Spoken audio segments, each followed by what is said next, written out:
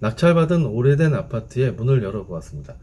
지은 지 오래된 아파트이기 때문에, 그리고 인근 부동산에서 어느 정도 이야기를 들었기 때문에 예상은 하고 있었지만, 보시는 사진과 같이 벽은 곰팡이가 가득 피어서 숨을 쉬기가 찝찝할 정도였고, 또 화장실도 보시는 바와 같이 타일, 세면대, 변기, 액세서리 등등 쓸 수 있는 것이 없었습니다. 주방의 싱크대도 오래된 상태로, 이 상태로는 전세나 월세를 놓을 수가 없는 상태였습니다.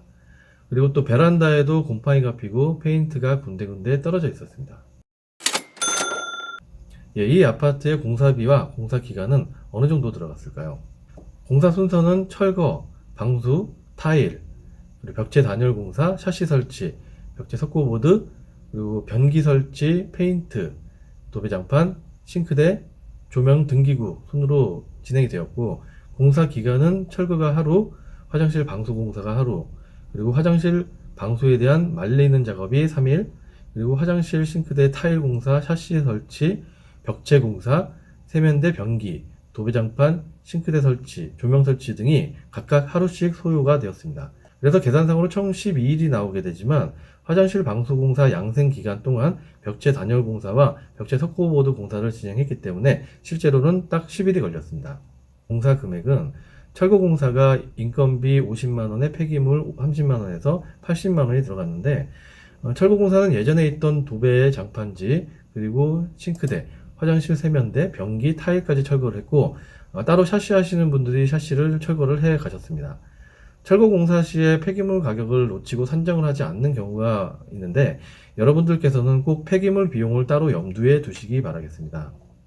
그리고 두 번째로 화장실 방수 공사는 인건비 20만원에 자재비 10만원으로 해서 30만원이 들었는데, 화장실 공사를 할 때 리모델링의 경우에는 많이들 일명 덧방이라고 해서 기존에 있던 타일 위에 새로운 타일을 덧붙이는 방식으로 많이들 하시는데요. 그 이유는 타일을 걷어낼 때 옛날에 해놓은 방수가 깨질까봐입니다. 하지만 저는 그렇게 하고 싶지가 않았습니다.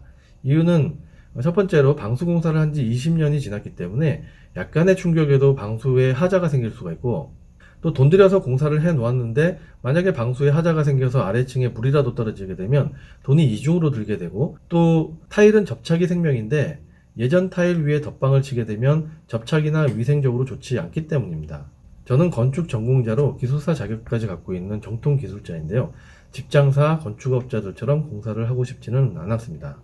그리고 세 번째로 화장실 싱크대에 타일 공사가 인건비와 자재비에서 약 60만원 정도 들어갔는데, 타일 공사는 인근의 타일 가게에서 타일을 사면서 작업자들까지 소개를 받았습니다. 기술을 갖고 있는 기공은 25만원, 조공, 데모도는 15만원을 주었는데, 이분들이 세면대와 변기도 같이 설치를 해 주셨습니다. 샤시 설치는 일식으로 해서 400만원이 들었는데, 특히 오래된 아파트에서는 샤시의 교체 유무로 올 리모델링이냐 아니면 수리만 좀 했냐를 나누게 됩니다. 특히 부동산 사무실에서 소개를 할 때 기준이 되는 항목이기 때문에 이왕 손을 대시려면 특히 오래된 아파트의 경우에는 샤시 교체를 적극적으로 고려하시는 것이 좋겠습니다.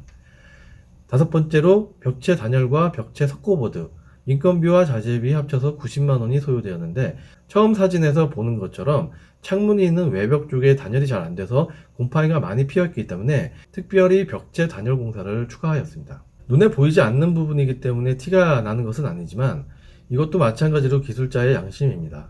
그래서 기술자들이 집 장사를 하면 10명 중에서 9명이 망하나 봅니다. 여섯 번째로 세면대, 변기 설치가 25만원이 들었는데, 이 세면대와 변기는 타일 가게에서 같이 구입을 하였고, 설치는 아까 말씀을 드린 것처럼 판매한 곳에서 작업 작업자들을 소개시켜줬고 그분들이 같이 진행을 해 주었습니다. 일곱 번째로 도배, 장판, 페인트는 인건비와 자재비 합쳐서 95만원이 소요가 되었는데, 벽지는 합지로 시공을 했고, 도배와 장판은 서로 잡아줘야 되기 때문에 혼자서는 할 수가 없는 작업입니다. 기공이 1명, 조공이 1명이 작업을 하였습니다. 싱크대는 110만원이 들어갔습니다.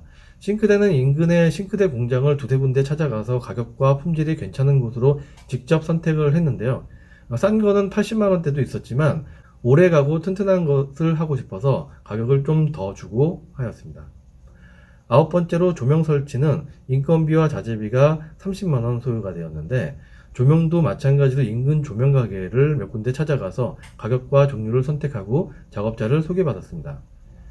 근데 공사날 가보니까 조명 가게 사장님이 직접 등을 달고 계셨습니다. 그래서 이 모든 것을 합쳐서 총 920만 원이 소요가 되었습니다. 공사를 시작하기 전에 아파트 인근의 상가에 있는 인테리어 가게 두 곳에서 견적을 의뢰했을 때 한 곳은 1,500만 원, 다른 곳은 1,350만 원을 제시했었고, 제일 싸게 제시한 곳보다 약 400만 원 가량 싸게 마무리를 했고, 또 내가 원하는 품질에 내가 원하는 공사 기간 동안 마무리를 했기 때문에 더 이득이 되었다고 생각을 합니다.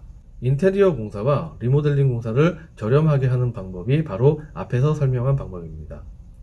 자재별로 그리고 공사별로 분류를 하고 각각의 자재 가게를 찾아가서 자재를 사면서 자재 가게 사장님에게 작업자를 소개받으면 진짜 원가로 작업을 마무리할 수 있습니다. 이 방법은 실제로 집장사들이 다가구 주택이나 원룸 건물을 지을 때 쓰는 방법이기도 합니다. 이상과 같이 25년 된 16평짜리 아파트의 올 리모델링 비용과 리모델링 비용을 아끼는 방법에 대해서 알아보았습니다. 오늘 이 영상이 여러분들에게 도움이 되었으면 좋겠습니다. 구독과 좋아요 부탁드리겠습니다. 감사합니다.